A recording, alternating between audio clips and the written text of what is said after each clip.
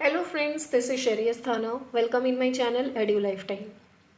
Friends, factory act 1948 के last videos में हमने chapter 1 and chapter 2 mean section 10 तक कंप्लीट किया था और आज के वीडियो में हम चैप्टर 3 मीन्स हेल्थ से रिलेटेड सेक्शन पढ़ेंगे।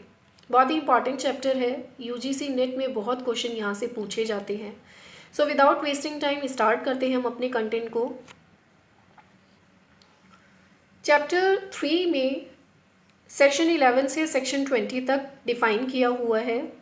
सेक्शन 11 डिफाइन करता है क्लीनिनेस को। सो सेक्शन 11 के अंदर जो साफ़ सफाई से रिलेटेड एक फैक्ट्री के अंदर क्या साफ़ सफाई से रिलेटेड जो प्रोविज़न होते हैं उनको डिफाइन किया गया है। सो हम इन सब प्रोविज़न्स को पॉइंट वाइज पढ़ेंगे। हर फैक्ट्री के अंदर प्रॉपर तरीके से साफ़ सफाई होनी चाहिए और बैड स्मेल फ्री इन्वायरमेंट होना चाहिए। डेली बेसिस पे साफ़ सफाई होनी चाहिए। Floor, benches, stairs, passages proper तरीके से डेली साफ़ होनी चाहिए और जो आपका वेस्टेज है उसको सुटेबल मैनर में डिस्पोज किया जाना चाहिए।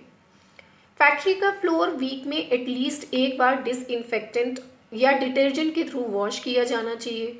अगर कहीं का फ्लोर ज़्यादा समय तक गीला रहता है तो वहाँ प्रॉपर ड्राइंग मेथड का यूज़ किया जाना चाहिए। हर 5 साल में कम से कम एक बार वॉल पेंट होना चाहिए। अगर वॉशेबल पेंट यूज़ हो रहा है तो एटलीस्ट 3 साल में पेंट का एक कोट किया जाना चाहिए और हर 6 महीने में कम से कम एक बार वॉल को वॉश कर सकते हैं। सभी दरवाजे, खिड़कियों के फ्रेम, वुडन मेटालिक फ्रेमवर्क और शटर हर 5 साल में एक बार पेंट और वार्निश किए जाने चाहिए। जिन जिन डेट पर ये सब काम किए हो या इनसे रिलेटेड मटेरियल खरीदा गया हो उनका प्रॉपर रजिस्टर मेंटेन होना चाहिए, बिकॉज चीफ इंस्पेक्टर के थ्रू जो एग्ज़ामिन किया जाता है या जो इन्वेस्टिगेशन की जाती है उसके अंदर ये सारी चीज़ें आती हैं। सेक्शन 12 हमारा disposal of waste and effluents को डिफाइन करता है। किसी भी मैन्युफैक्चरिंग प्रोसेस से जो भी वेस्ट या इफ्लुएंट्स निकलता है उसका प्रॉपर ड्रेनेज सिस्टम या प्रॉपर वेस्ट मैनेजमेंट होना चाहिए। इनसे रिलेटेड रूल मेकिंग की पावर स्टेट गवर्नमेंट के हाथ में होती है, यानी कि आपका जो मैन्युफैक्चरिंग प्रोसेस है उसके अंदर से जो भी वेस्टेज निकल रहा है ये नहीं है कि आप उसको कहीं पे भी डाल दोगे। उन वेस्ट को भी किस तरीके से रिसाइकिल किया जा सकता है, किस तरीके से उनका यूज़ किया जा सकता है और अगर वो यूजेबल नहीं है, आप उसको रीयूज़ नहीं कर सकते हो वेस्ट को, तो आप किस तरीके से उसको डिस्पोज करोगे। ये सारी की सारी रूल मेकिंग की पावर स्टेट गवर्नमेंट के हाथ में होती है। सेक्शन 13 हमारा डिफाइन करता है वेंटिलेशन एंड टेम्परेचर को। फैक्ट्री में वेंटिलेशन की सुविधा प्रॉपर तरीके से होनी चाहिए, क्योंकि फैक्ट्री में जब काम होता है तो बहुत हीट अराइज होती है जिससे सफोकेशन क्रिएट होता है। इसके लिए प्रॉपर वेंटिलेशन होना ज़रूरी होता है ताकि फ्रेश एयर का सर्कुलेशन बना रहे और टेम्परेचर मेंटेन रहे, ना ज़्यादा ठंडा ना ही ज़्यादा गर्म। वॉल्स और रूफ ऐसे मटेरियल और इस तरीके से डिज़ाइन की जानी चाहिए ताकि टेम्परेचर को मेंटेन कर सके। नेक्स्ट हमारा सेक्शन 14 है डस्ट एंड फ्यूम से रिलेटेड। इस सेक्शन में डस्ट और फ्यूम को रिमूव करने के लिए इफेक्टिव मेजरमेंट के बारे में बताया गया है। डस्ट और फ्यूम और भी अदर इम्प्योरिटी फैक्ट्री प्रेमिसेस में होती हैं जो कि हमें दिखाई नहीं देती हैं पर हेल्थ के लिए बहुत डेंजर हो जाती हैं। प्रॉपर रिमूवल के लिए एग्जॉस्ट की सुविधा होनी चाहिए ताकि डस्ट प्रॉपर तरह से बाहर जा सके। सेक्शन 15 डिफाइन करता है आर्टिफिशियल ह्यूमिडिफिकेशन को, यानी कि आर्टिफिशियल तरीके से नमी को कैसे बनाया जा सके।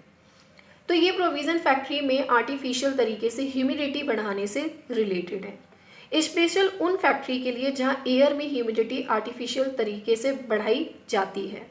स्टेट गवर्नमेंट ह्यूमिडिफिकेशन के स्टैंडर्ड को प्रिस्क्राइब करती है, इनसे रिलेटेड टेस्ट प्रिस्क्राइब करती है और रिकॉर्ड करती है, बिकॉज बहुत सारी जो मैन्युफैक्चरिंग होती है उसमें ह्यूमिडिफिकेशन का बहुत बड़ा रोल होता है। कहीं पे नमी की ज़रूरत ज़्यादा होती है, कहीं पे कम होती है। अब वहाँ का अगर इन्वायरमेंट जो है वो उसके जस्ट विपरीत है तो वहाँ पे आर्टिफिशियल ह्यूमिडिफिकेशन को आप किस तरीके से लागू करेंगे ये चीज़ इसमें बताया गया है। सो फाइनली इस प्रोविज़न में कहा गया है कि बहुत फैक्ट्रीज़ का नेचर ऑफ मैन्युफैक्चरिंग इस तरह का होता है कि वहाँ एयर में एक मेंटेन्ड ह्यूमिडिटी की ज़रूरत होती है। तो ह्यूमिडिटी को आर्टिफिशियल तरह से घटाया या बढ़ाया जा सकता है और इनसे रिलेटेड रूल मेकिंग की पावर स्टेट गवर्नमेंट के पास होती है। सेक्शन 16 डिफाइन करता है ओवर क्राउडिंग को। ओवर क्राउडिंग मीन्स एक जगह पर कई सारे लोगों का जमा होना। सो अगर फैक्ट्री में वर्कर्स काम की जगह पर ओवर क्राउडिंग करते हैं तो इससे कोई हादसा होने की संभावना होती है। सो जब फैक्ट्री एक्ट 1948 बना था तब इस प्रोविज़न में फैक्ट्री में हर काम करने के कमरे में वर्कर के लिए कम से कम 9.9 क्यूबिक मीटर की जगह तय थी, पर बाद में ये रेंज 9.9 क्यूबिक मीटर से बढ़ाकर 14.2 क्यूबिक मीटर कर दी गई।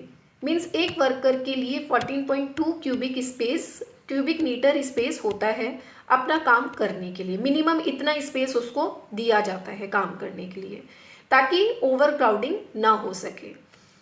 ये जो रेंज मैंने आपको बताई आप इसको याद करिएगा क्योंकि इनसे रिलेटेड MCQs बहुत आते हैं।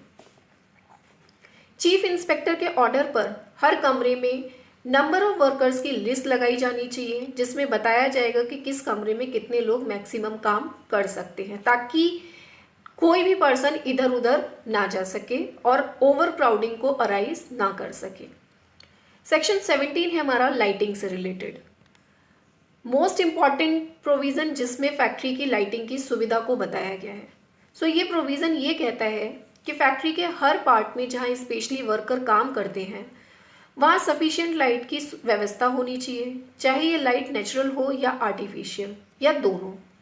कमरों में प्रॉपर रोशनी के लिए शीशे की खिड़कियों और रोशनदानों को बाहर और अंदर दोनों तरफ से साफ करना चाहिए। आंखों को चुभने वाली लाइट ना लगाई जाए और आई स्ट्रेन के जितने भी कारण होते हैं उनको ख़त्म करना चाहिए। आई स्ट्रेन मतलब कि आंखों पे चौंध ना पड़े, मीन्स लाइट की डायरेक्शन ऐसी ना हो कि किसी सरफेस पर पड़कर डायरेक्ट वर्कर्स की आंखों पर जाए और जिससे कि किसी एक्सीडेंट के होने की संभावनाएं बढ़ जाए। तो लाइटिंग से रिलेटेड ये प्रोविज़न सेक्शन 17 के अंदर कहा गया है। अब है हमारा section 18 drinking water most common and important facilities. तो सिंपल एज डैट हर फैक्ट्री में ड्रिंकिंग वाटर का प्रॉपर अरेंजमेंट होना चाहिए। ड्रिंकिंग वाटर की साफ और सफिशिएंट सप्लाई होनी चाहिए। इसके अलावा जहाँ भी पीने के पानी की सुविधा हो वह प्रॉपर तरह से मार्क किया जाना चाहिए ड्रिंकिंग वाटर या पीने का पानी, क्योंकि फैक्ट्री में पानी के बहुत सारे सोर्सेज होते हैं तो ज़रूरी नहीं कि सभी सोर्सेज पीने लायक हो, इसलिए ये इनिशियल करना ज़रूरी है कि पीने का पानी है या नहीं है।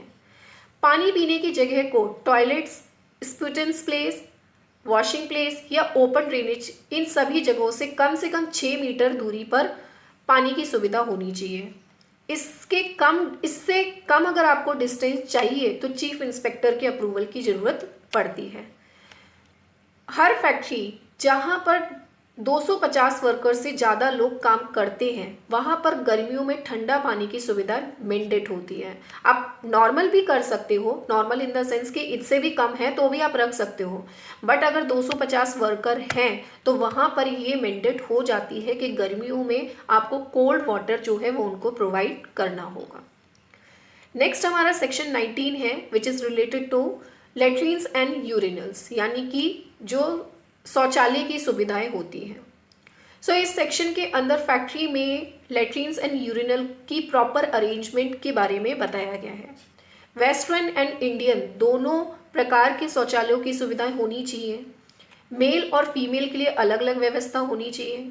ये सुविधा फैक्ट्री वर्कर्स की पहुंच में होनी चाहिए। ऐसा नहीं है कि मैन्युफैक्चरिंग जहाँ से हो रही है वहाँ से बहुत दूर है और एक आध वर्कर्स की जो नंबर ऑफ वर्कर है वो बहुत ज़्यादा है पर नंबर ऑफ टॉयलेट जो है वो बहुत कम है।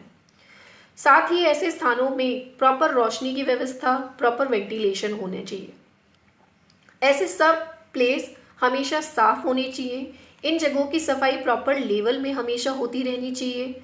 इसके अलावा इस प्रोविज़न में लेट्रिन और यूरिनल प्लेस से रिलेटेड ये कहा गया है कि सभी ऐसे वॉशिंग प्लेस, चाहे वो यूरिनल प्लेस हो, चाहे वो लेट्रिन प्लेस हो, चाहे वो वॉशिंग प्लेस हो, इन सब में फ्लोर और वॉल्स पर टाइल होना ज़रूरी है जो कि मिनिमम 90 सेंटीमीटर तक फ्लोर से वॉल तक होनी चाहिए या फिर किसी पॉलिश से सरफेस को पॉलिश किया गया हो ताकि सरफेस स्मूथ बना रहे। वीक में कम से कम एक बार ऐसे सभी प्लेस को डिसइंफेक्टेंट और डिटर्जेंट से धोना जरूरी है। सो सेक्शन 19 लेट्रिन और यूरिनल को डिफाइन करता है। यूरिनल से रिलेटेड जो प्रोविजन फैक्ट्री में होनी चाहिए उनको डिफाइन करता है। And last section is spittoons. Spittoons होता है थूकने की जगह को। तो फैक्ट्री के अंदर प्रॉपर प्लेसेस जगह जगह पे बनाए जाने चाहिए स्पिटेंस के लिए, ताकि जो वर्कर हैं उनको, क्योंकि नॉर्मली क्या होता है कि अगर ये जगह नहीं होंगी तो वर्कर कहीं पे भी थूक देंगे, जो कि बहुत ही अनहाइजीनिक हो जाएगा और ये गंदगी भी अराइज करेगा और जो मटेरियल है उसमें भी इफेक्ट पड़ सकता है। तो प्रॉपर स्पिटेंस की व्यवस्थाएं होनी चाहिए जो वर्कर की पहुंच में हो। सो यहाँ हमारा chapter 3 which is related from health provision ख़त्म होता है। हमने सेक्शन 11 to 20 कंप्लीट किया है। अगर इस वीडियो से रिलेटेड आपको नोट्स रिक्वायर्ड हैं देन आप इस वीडियो के डिस्क्रिप्शन में जाकर मेरी स्लाइड शेयर की आईडी पर क्लिक कर एक्सेस कर सकते हैं। आई होप आपको मेरा ये वीडियो पसंद आया हो। सो लाइक करें, शेयर करें, कमेंट करें एंड सब्सक्राइब करें। Thank you so much. Keep watching and keep learning for life time.